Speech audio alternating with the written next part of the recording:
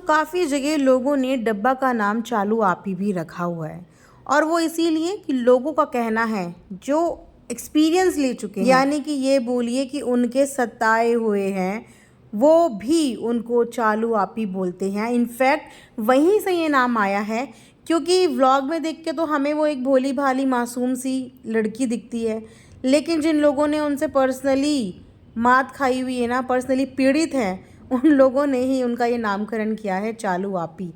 लेकिन मैं यहाँ पे आज बात डब्बा के लिए नहीं करूँगी, मैं यहाँ पे आज बात करूँगी इनकी प्यारी दुलारी भाभी के लिए, क्योंकि अगर चालूपन की बात करें ना तो उनकी भाभी चालूपन में कहीं भी पीछे नहीं है। वो सारी बातें मैं आपको बोलूँगी और इस पूरे पॉडकास्ट को इसलिए एंड तक ज़रूर सुनना। बड़े दिन से बैंगनी कलर बैंगनी कलर बैंगनी कलर की बातें चल रही हैं। इनफैक्ट मेरा टेम्पलेट भी बैंगनी है, तो मिक्स मत कर देना, क्योंकि मेरा फेवरेट कलर बैंगनी था, है और शायद आगे भी रहेगा। लेकिन डब्बा का फेवरेट कलर बैंगनी ना कभी था, ना है, ना कभी होगा। ये सिर्फ एक दूसरे के साथ जो कोल्ड वॉर चल रहा है उसका नतीजा है। डब्बा को मजबूरी में हाँ मिलानी पड़ती है और भाभी जान को अपनी पसंद दूसरे पे थोपने की आदत बन चुकी है। बात करते हैं मुद्दे की। हम शुरुआत करते हैं कि चीज़ों की शुरुआत कैसे हुई। तो शुरुआत हुई एनिवर्सरी।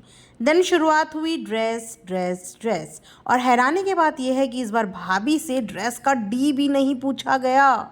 आईफोन भाभी से मंगाया गया, भाभी की सोर्स लगवाई गई, लेकिन इतनी बड़ी मशहूर डिज़ाइनर भाभी होने के बावजूद डब्बा ने इस बार अपनी एनिवर्सरी की ड्रेस के लिए भाभी को अप्रोच तक नहीं करी। है ना कितनी स्ट्रेंज बात। और डब्बा अपने फ़नी के साथ अपनी स्पेशल ड्रेस लेने के लिए मुंबई से सीधा पहुंची हैदराबाद। सोचिए कि डब्बा को कानपुर में कोई ड्रेस नहीं मिली, डब्बा को लखनऊ में कोई ड्रेस नहीं मिली, डब्बा को मौधा में तो खैर मिल ही नहीं सकती थी, मुंबई जैसी सिटी में डब्बा को ड्रेस नहीं मिली, लेकिन डब्बा अपनी ड्रेस लेने गई हैदराबाद। और हैदराबाद में भी अमंग ऑल द कलर्स डब्बा ने पिक किया पर्पल कलर, ऑडियंस को कंफ्यूज करने के लिए और अपनी भाभी को अगेन एक छोटी सी सुई चुबाने के लिए, जो कहीं ना कहीं भाभी के भी चुभी, क्योंकि उसके रिवर्ट में भाभी ने भी बड़े प्यार से बिस्किट का प्रमोशन किया, बिस्किट्स के बारे में बताया, जो बिस्किट एक्चुअल में डब्बा ने खरीदे ही नहीं थे। वो बिस्किट तो डब्बा को मिले थे मीटअप में लोगों की तरफ से गिफ्ट्स। तो यहाँ पे भी भाभी ने इनडायरेक्टली ये बातें बोल के डब्बा को काउंटर बैक किया, लेकिन डब्बा कहाँ हार मानने वाली थी। डब्बा ने मुंबई आके दिया भाभी को एक करारा सा जवाब।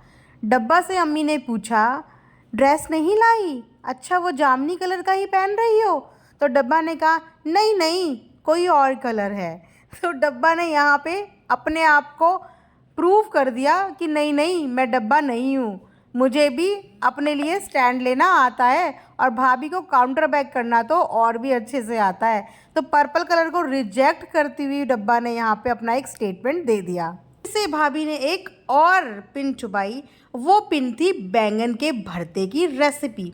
लेकिन यहाँ पे भाभी ने किया एक तीर से दो शिकार। अब आप लोग सोचेंगे कि एक तीर से दो शिकार वो कैसे?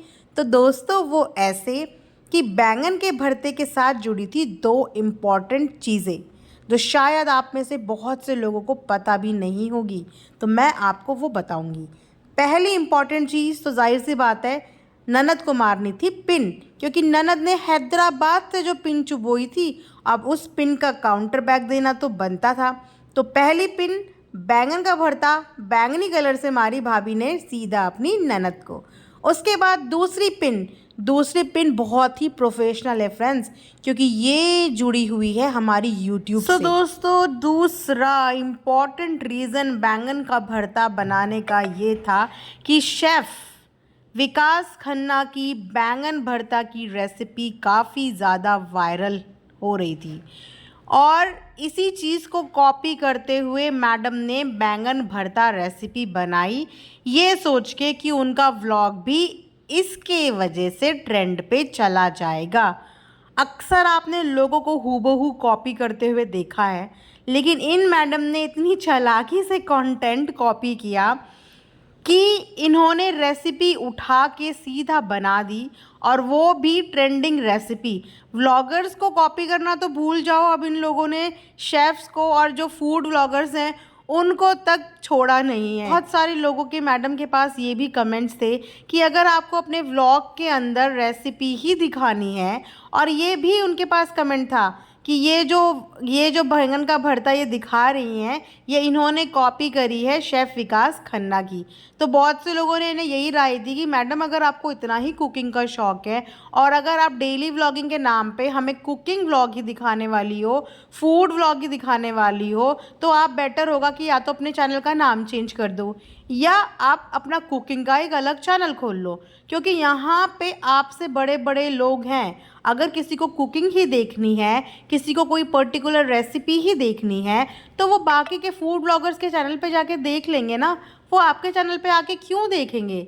वो आपके चैनल पे आपको देखने आते हैं, आपकी लाइफस्टाइल देखने आते हैं, आपका डेली रूटीन देखने आते हैं, एज अ पर्सन आप कैसे हो वो देखने आते हैं। लेकिन आप सब कुछ दिखाती हैं, बस अपनी रियलिटी और अपना डेली रूटीन ही नहीं दिखाती, उसके अलावा आप सब कुछ दिखाती हैं। Please for God sake vlog में कुछ तो ढंग का कंटेंट लेके आओ, कुछ तो डेली व्लॉगिंग के नाम पे दिखाओ, कुछ तो दिखाओ प्रमोशंस, रेसिपीज़, इनके अलावा कुछ तो दिखाओ। आपके बेबी को लोग इतना प्यार दे रहे हैं, इतनी दुआएं दे रहे हैं, उसका डेली रूटीन तो दिखाओ। आप सिर्फ उसकी शक्ल दिखाती हो, ना उसे कोई एक्टिविटी करते हुए दिखाती हो। तो काफ़ी सारे लोग इनके कमेंट सेक्शन में ना बेबी से रिलेटेड बहुत सारी इन्फॉर्मेशन लेना भी चाहते हैं और देना भी चाहते हैं, लेकिन मैडम या तो बेबी को सोते हुए दिखाती हैं, या एज़ यूजुअल उनका फेवरेट वर्ड फीड करते हुए दिखाती हैं। लेकिन मैडम ऐसी कोई भी इंफॉर्मेशन देती हुई नज़र नहीं आती जो कहीं ना कहीं किसी भी न्यूली मदर की हेल्प करे। मैडम जिस तरीके से अपना ब्रांड का प्रमोशन करती है ना,